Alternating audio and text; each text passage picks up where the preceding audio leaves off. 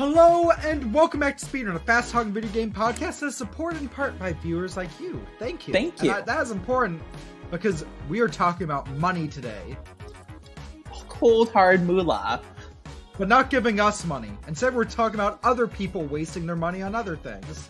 Like on us. Yes. We do have a Patreon. But hi, I'm Jamie. I'm Jazzy. And today on Speedrun, we're talking news. And I'm talking through a microphone, an iPhone headset, and I'm so sorry. It's okay. I believe in you. You're doing your best. I am truly doing my best in this space, in this time, in this universe. I'm in the basement of my brand new house, just like last week. If you watched last week's episode, you already know what it is. Absolutely. And don't mind me. I just coughed into the mic. I'm so sorry. Also, don't mind me. I'm just fidgeting with a PCBWay ballpoint pen. Oh, hey, sponsorship. I see what you did there. But no, it was funny. Like, there's even the PCBs that are like, also, fancy ballpoint pen. I'm like, hey. Thank you? It's like the prize inside the Cocoa Puffs. Yeah. So, as I start the timer, well, before we start the timer, there is one quick news story that's not related to today's topic, which is the crazy world of retro game auctions. Because first off, the Tokyo Olympics has started today, and they're an event. They're a thing. It's a thing. That shouldn't have happened.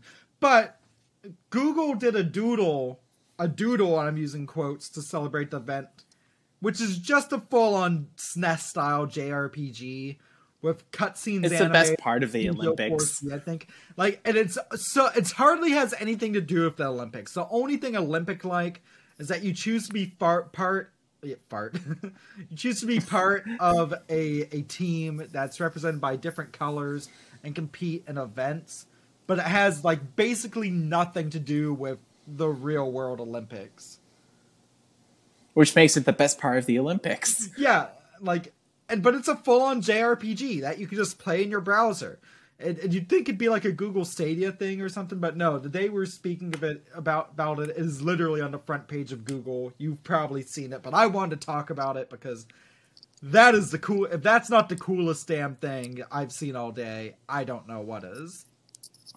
Watch your fucking mouth. We are a good, wholesome, PG podcast. Thank you, you goddamn heathens. You almost said Christian. I was like, no, sweetie. I mean, you're a pagan and I'm a Jew. There is nothing Christian about this podcast. We walk into a bar. We walk into a bar. we walk into the bar and I turn to the bartender and say, hey, you got any Manischewitz?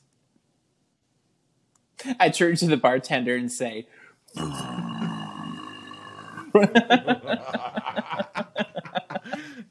I still got those screams, baby. I still got them from my emo band days. I felt that, like, in my soul. Thank you. That was like, that transition time and dimensions. Oh, it's a transition, all right. So starting the timer. Let's talk about this insane auction. I interrupted you. I'm sorry. I was going to say the same exact thing. Like, we are on top of this. Mm-hmm. Which I hate using the word insane as a content creator, which is another word I heavily dislike, but not as much as insane. Oh my god, this is literally insane. Yo, dude, this is so insane. This is actually insane. Bruh. This is actually, in a very literal sense, nonsensical. No, I was just saying bruh for emphasis when you said that. Oh, I didn't hear you say bruh at all. I was too busy venting. Oh, no, go on. Yeah. So, days after a copy of The Legend of Zelda on NES, sealed and graded, and I hate video game grading so much. I think it is such a garbage practice. I'm like, I want you to tell the viewers why. Because there are some people like me who are kind of borderline, but don't feel strongly about it, but have a negative opinion on it in general, but are mostly neutral. And then there's other people that are like, yes, and other people who are no. Tell us why you are heavily no. So here's my thought. So basically, for context, back earlier in July, a sealed graded copy of The Legend of Zelda sold at auction for this copy for $870,000. And then that was broken mere days later when a sealed copy of Mario 64 sold for $1.56 million. Now, the reason I'm against graded games is kind of similar to why I don't collect sealed games. I mean, sealed games make sense. If you're a huge fan of the series, and yes, I understand you want the most pristine version to show off or whatever. But I can't do that because if I'm buying a video game, I don't care if I don't want it to sit on a shelf or whatever. I don't care what it's like. I just want to play it. Now, ideally, I want a copy in good condition because, you know, if it's in good condition, that means it's been taken care of and not just works, but will probably continue to work for years to come. But getting a video game graded also puts in like this airtight, clear box, which means congrats, you've upped the value by getting it graded. Now nobody's going to play it unless they risk like getting rid of the value. And you ever see something where it's like, oh, this is being bougie for the sake of being bougie? This is that. You know what this is? This is Jeff Bezos going to space levels of bougie. It's very, like, pretentious in, like, a very classist way. And if we, like, pull this apart, it's just, like, you could use that same money and blow it on ice. You could just be dripping and flexible. And just... It's one. I don't know. Sorry, but also, it's not something that appeals to me. Just like all kinds of jewelry doesn't appeal to me at all. I'm just not someone who likes to flex or anything. It just reads dropping that much money on a boxed, sealed Legend of Zelda. You're not buying a game. And you're the buying same a goes for the conversation $1.5 million Mario 64. Like. Look, I'm not going to talk about the Billionaire Space Race, but all that looked like to me was just a metaphorical wangling contest, right? Yeah, like... That's what my mother called it. And it feels the same way with this. I'm like, I'm not even going to use think of all the people you get food for and stuff. Because obviously if you're buying this type of stuff, you're not concerned in using your money to actually help people. But think of all the other games you could buy for that price. Think of all the stuff that would actually fill the deep hole in your heart and in your life that you feel you need to fill with $1.5 million video games. It just, I guess, for at the risk of sounding like an out-of-touch boomer, I just don't get it. I had the opportunity last year to purchase multiple boxes of long out-of-print, vintage, arguably rare Warhammer models. And these were 40k models and also Warhammer Fantasy Battles, which is, in and of itself, the whole game has been discontinued. And so I picked them up, I posted them on Reddit, and I was just like, check out my pickups today. And someone asked, like, how much are you selling them for? Are you going to put them in acrylic boxes? What would they like grade for? Even though Warhammer grading is not a thing. Like, how are you going to keep them safe? How are you going to keep the cellophane on them? And I said, I'm going to open them and build them and paint them and play with them because they are toys. And they're like, like, I've never seen minds explode on actually, no, I have seen minds explode on Reddit way more. But it was like so much. And it's just like, I get it. If like buying expensive like trading cards or comic books or video games is your jam, and that's like your expression of the hobby, and that's valid.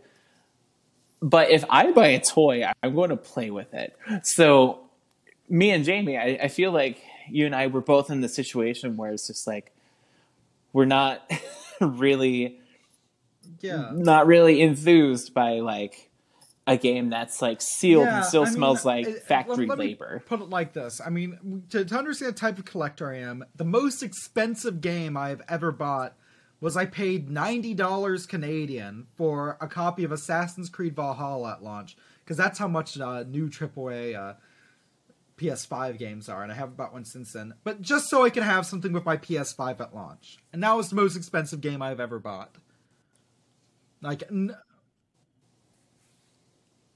That's kind of depressing to me, because my copy of Diablo for PlayStation, which is a very uncommon game, I have never seen it in the wild, cost 100 Canadian. No, well, it's That's not depressing, really, though. Like, really depressing. because I haven't needed to spend money. Like, my copy of Eden, The Search for Eden, which is a SNES game worth hundreds of dollars, I bought for $50, I think, at a flea market. My copy of Earthbound was a gift. I traded for Conker's Bad Fur Day.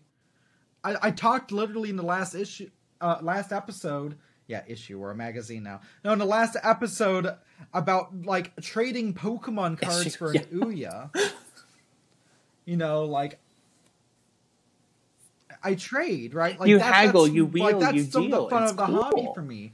And if I ever get something incredibly rare, like my prototype Engager stuff, like, I kind of get, and I will say, I kind of understand card grading, like, you get a trading card graded, because at that point, you can still put it on a shelf and pick it up and turn it around and stuff, right? You can still admire it. But with a game, you need to play it to admire it. Yeah. And if I have something that, like my prototype N-Gage, for example, that is so rare that I don't feel comfortable, like, using a lot, then I'm excited the U.S. border's opening now, because I want to look into donating that to a museum.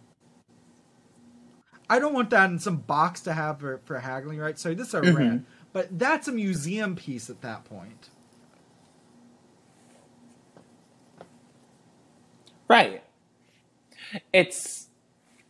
When we're talking about a card versus... or a comic book, or a work of art versus a video game. And I mean, like, a work, like a canvas. Video games are art. I'm not saying that video games are but we art. mean, like, please don't visual email art. me more hate mail. Video games are art. Visual art on a canvas. The primary modality of the experience of that art is looking at it. The primary modality of experience for a video game is playing it. So, in sealing it in acrylic, forever and ever, amen, and slapping a grade sticker on there, you're removing its primary purpose in existing, in consuming non-renewable resources from this world and bringing it into existence. It is having its purpose removed from it. And my boyfriend and I were actually just having a very, like, in-depth conversation on, like, what is art? Who declares it as such? And it becomes something else. And it's that transformative property where people start to get, you know, a little bit hairy, I think justifiably so, where a card, the idea of a card is to collect it. Yes, there's a game, but it is quite literally a collectible card game, collectible being the first word. In a comic book, you collect them. That's why they have issue numbers and dates on them. And going back to the Warhammer analogy, they are toys. They are plastic science fiction army people that you play with.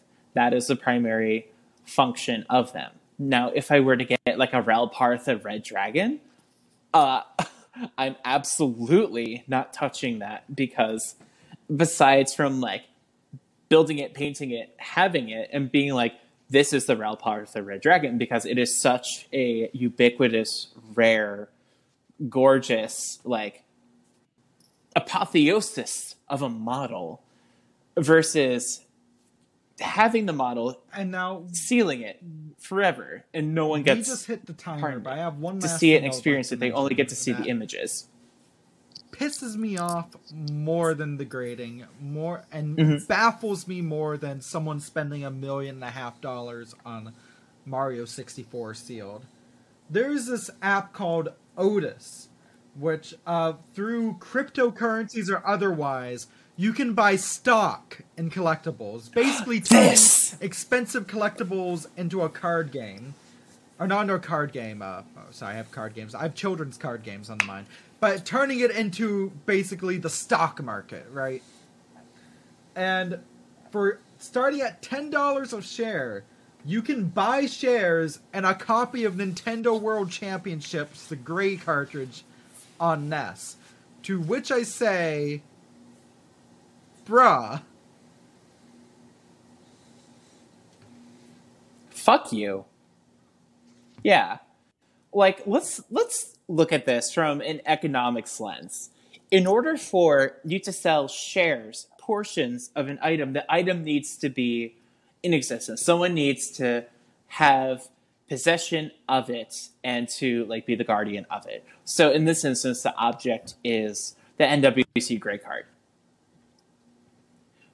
And to sell shares of it, that's literally like saying, basically like, this part of the plastic is yours, this part of the PCB is yours, this part of the X is the sticker, this portion, the glue, smegma mark.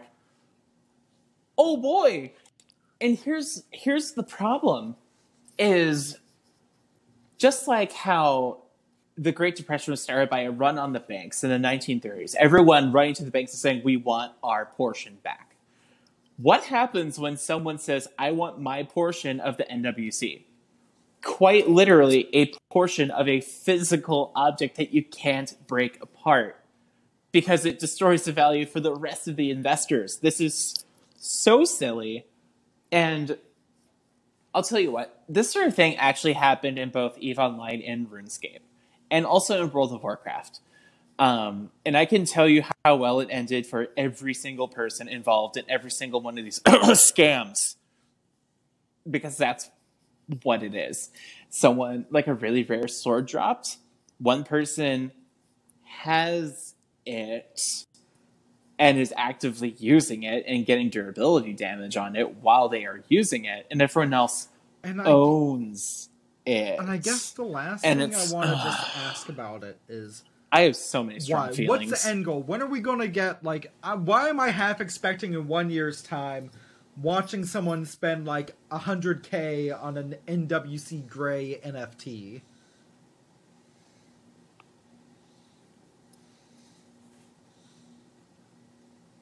Oh god, don't even invoke that. I'm not going to burn my computer out for a JPEG of an NWC. Angry, that's stupid. And I want to anger play some Zelda now.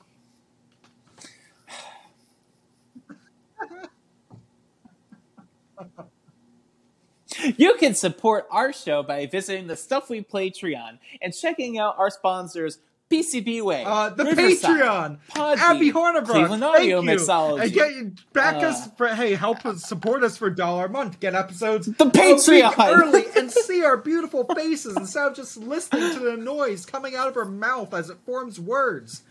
And back us in the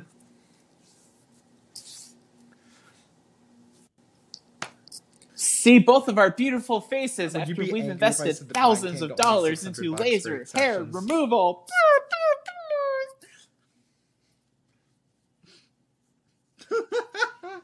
They let me stack coupons.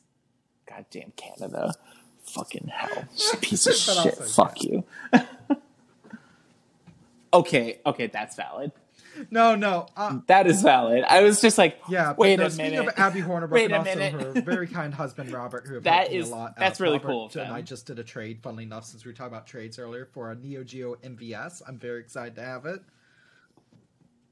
Yes, a bunch of 3DO stuff for MVS and a JAMA super gun. You're telling me about that. Yeah, no. Be like if you're like them and pledge $10 or more.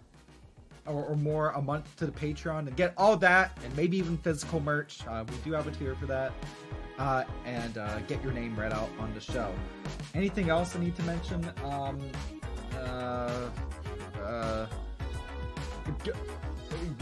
Gilbert Godfrey said that Ouya was bad in my video. Don't grade your games. Woo! All right. It's true. Happy 20,000 subs. Alright, thank y'all very much for watching. I've been Jamie. 20,000 subscribers. Stay classy. And now I need to pour myself a cold glassy. I've been after talking Jazzy. about those great games. Good night.